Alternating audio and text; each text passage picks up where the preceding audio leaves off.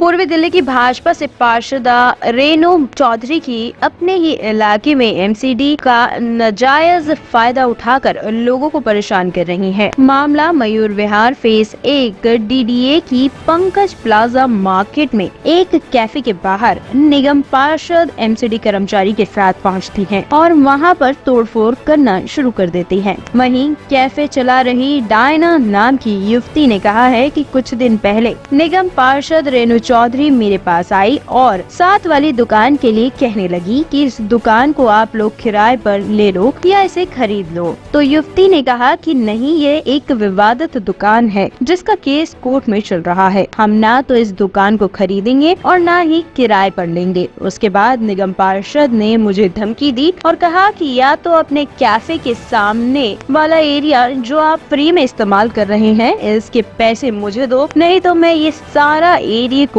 MCD बुलाकर तुड़वा दूंगी।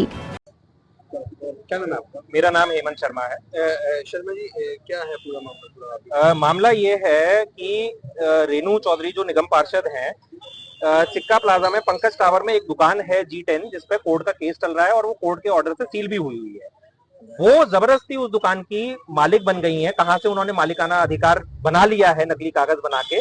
वो सील्ड दुकान को वो वहां पे जो ऑलरेडी काम कर रहे हैं लोग उनको बेचना चाह रही हैं, उनको जोर जबरदस्ती कर रही हैं कि ये दुकान लो, इसका या तो किराया दो या हमसे खरीद लो, और अगर नहीं खरीदोगे तो हम आपको यहाँ काम नहीं करने देंगे। जिसके एवज में उन्होंने आज नहीं पहले भी बहुत बार धमकी दी है कि अगर आप ऐसा नहीं करोगे तो हम आपको काम नहीं करने देंगे, आपका फर्श तोड़वा देंगे, ये कर देंगे वो कर देंगे। और आज ये बात सच हो गई। आज वो आई, आज उन्होंने आके फिर एक बार बोला, और अगर जब नहीं माने, ये जो कैफे के ओनर हैं ये नहीं मानी कि मैं कैसे खरीद लूं इस दुकान को जिसका कानूनी हक उनके पास है ही नहीं देने का, और मैं आपको कैसे पैसा दे दूं, आप कौन हो जो मुझसे पैसा मांग रहे हो। तो उन्होंने इनको परेशान करने के लिए डीडीए की जो जमीन है जिसका एमसीडी पे कोई अधिकार नहीं है, वो डीडीए की जमीन इन्होंने तोड़नी शुरू कर दी।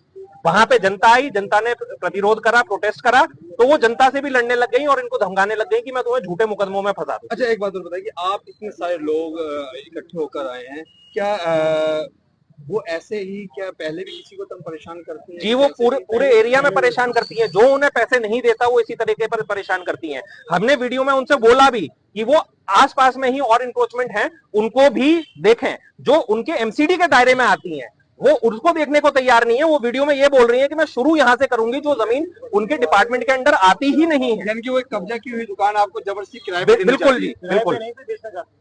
किराए पे या खरीद लो। अच्छा, अब थाने में आए, आपको क्या आश्वासन मिला है? अब आगे आपका क्या कार्रवाई? देखिए, हमने अपनी कंप्लेंट दी है। इतने सारे आप देख रहे हैं, ये लोग सब इंडिपेंडेंट विटनेस हैं। हमारे पास वीडियोस हैं, जनता ने उनसे सवाल करे हैं, उन्होंने घुमा फिरा के जवाब देने की कोशिश करी और उल्टा जनता को ही वो वहां पे भड़का रही, अपनी पावर दिखा रही। तो अच्छा, आपने किसी बीजेपी के बड़े नेता से इस बारे में कोई शिकायत दी है? कभी उनसे बात की है?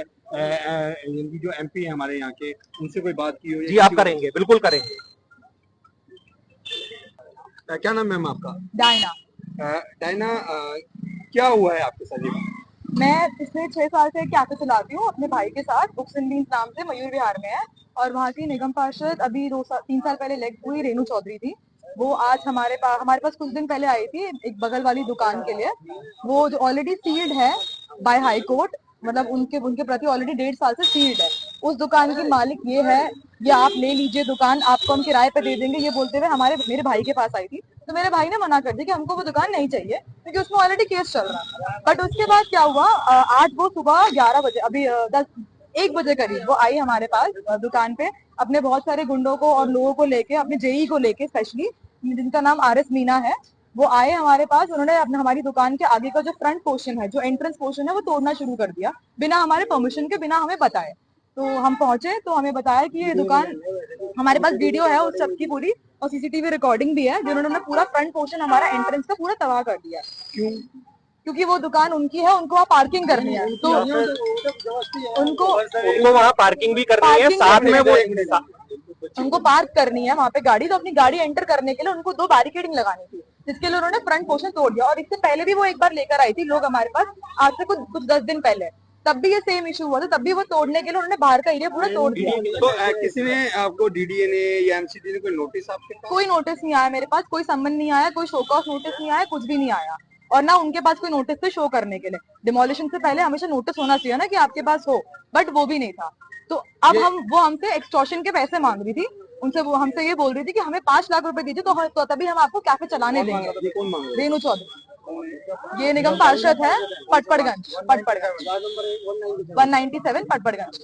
तो फिर जब आपने मना कर दिया अभी पैसे देने? हाँ जी, मैंने मना कर दिया, मेरे पास नहीं है पैसे, और ये पैसे देने लायक उनके लिए नहीं है ना, वो दुकान उनकी नहीं है, वो एक ओल्ड लेडी की है जिनके नाम पे वो दुकान है, वो ऑलरेडी केस लड़ रहे हैं। तो क्या वो दुकान भी इन्होंने कब्जा कर रखा है, फ्रॉड पेपर बना रखे है उसकी, और उन्होंने खुलवाई भी है बिना हाईकोर्ट के नोटिस के। उन्होंने हमारे सामने 3 बार दुकान खुलवाई है, मेरे कैमरास में कवर हुआ होगा वो पक्का। मैं एक चीज बोलना चाहूंगा,